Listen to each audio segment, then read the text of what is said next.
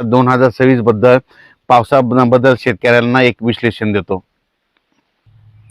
आणि 2026 ला पाऊस सरासरी इतका पडणार आहे, म्हणजे तुम्हाला सांगू इच्छितो, समजा एखादा समजा परभणी जिल्हा असेल, समजा बीड जिल्हा असेल, तर बीड जिल्ह्यामध्ये दरवर्षी काय असतं, कधी कधी 550 मिलीमीटर, 500 मिलीमीटर, कधी 650 मिलीमीटर पाऊस असा पडत असतो, म्हणजे सरासरी त्या बीड जिल्ह्याची संपूर्ण सरासरी। तर 2025 ला काय झालं की बीड जिल्ह्यात जवळपास 1200-1300 मिलीमीटर पाऊस पडला, काही काही ठिकाणी 1400 पण गेला।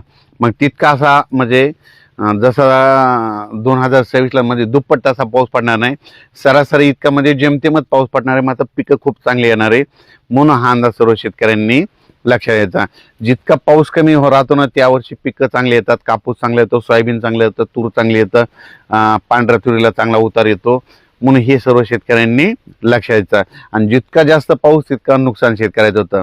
आणि 2026 जर सांगायचं झालं तर काय होणार, थोडा पाऊस कमी राहील, पण काय होणार आहे, सप्टेंबर ऑक्टोबरच्या दरम्यान जे परतीचा पाऊस येईल त्याच्यामध्ये काही काही भागाची सरासरी ओलांडून टाकेल, म्हणजे काही काही मग परतीचा पाऊस काही काही भागामध्ये ते देखील चांगला पडणार आहे, म्हणून हे देखील सर्व शेतकऱ्यांनी लक्षात घ्यायचं। आणि बऱ्याच मला शेतकऱ्याचे फोन आले की यावर्षी आंब्याला खूप मोहर आलाय, तर मी सांगत असतो ना आंब्याला आला, पण तुम्हाला एक सांगतो, मी म्हणत असतो फक्त गावरान आंबा जर पिकला आणि टिकला तर त्यावर्षी पाऊस कमी पडतो, त्यावर्षी म्हणजे पाऊस कमी पडतो, दुष्काळ पडतो, असं मी स्वतःचा प्रॅक्टिकल अभ्यास आहे। आणि मग बरेच जण काय म्हणले की मेसेजमध्ये त्यांचं असं होतं की ते म्हणले की यावर्षी मग सगळे दुसरे पण कधी फुटते, तर तुम्हाला एक सांगू इच्छितो, फक्त मी म्हटलं गावरान आंबा, फक्त गावरान आंब्याचाच उल्लेख केलेला आहे।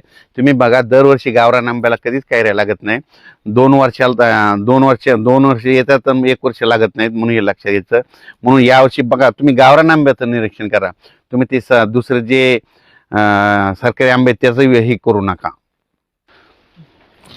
ते जे कलम केलेले आंबे तुम्ही त्याला तर कधी आणलं तरी बी फुलावर लागतं, त्याचा विषय करू नका। फक्त मी म्हणलं गावरान आंबा पिकला टिकला का तुम्हाला एक सांगू इच्छितो की त्याच्यावर अवलंबून असताना तुम्ही काय करा, गावरान आंबा बघा, गावरान आंबा जर टिकला आणि पिकला की समजायचं त्यावर्षी पाऊस कमी होतो, असं देखील माझं मत आहे।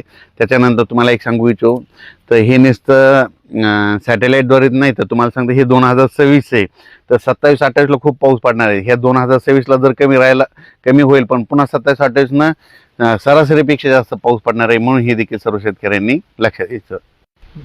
तसेच एका शेतकऱ्याचा मला एक मेसेज आला होता की ती म्हणला की थंडी जर जास्त असली की त्यावर्षी गावरान आंबे फुटले, तर मी त्यांना लगेच मी ते एक मेसेजमध्ये सांगितलं होतं, फोन करून सांगितलं होतं, ज्या वर्षी म्हणजे थंडी खूप झाली, म्हणजे म्हणजे आपल्या उत्तरेकडे म्हणजे दिल्लीकडे काश्मीरकडे खूप बर्फवारी झाली, त्यावर्षी थंडी झाल्यामुळे त्यावर्षीच फक्त गावरान आंबा मला फुलवारा लागला होता, आणि त्यावर्षी माझा पाऊस कमी पडलेला, असे माझ्याजवळ सगळ्या तारखेवाही लिहून ठेवलेले, म्हणून हे त्या शेतकऱ्याला मी उदाहरण दिलं।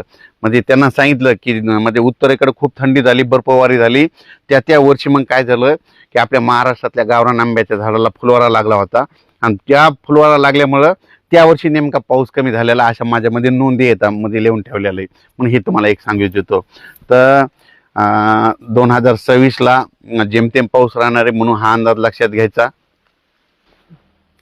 कमी पावसावर येणारी पिकं करा, म्हणजे त्याच्यामध्ये कापूस करा, तूर करू शकता, सोयाबीन करू शकता, लवकर येणाऱ्या जाती करा, लवकर येणाऱ्या जाती सक्सेस राहिलेल्या आहेत, म्हणून हे देखील सर्व शेतकऱ्यांनी लक्षात घ्यायचं। म्हणजे जे माझं म्हणणं आहे, निसर्गावर शेती केली पाहिजे। निसर्ग म्हणतो पाऊस जास्त आहे तर पावसावर येणारी पिकं करायची, निसर्ग म्हणतोय थंडी जास्त थंडी येणारी पिकं करायची, निसर्ग म्हणतोय ऊन जास्त आहे आभाळ जास्त आहे तर मग वेलीवर्गीय पिकं करायची, हे सांगू इच्छितो। धन्यवाद।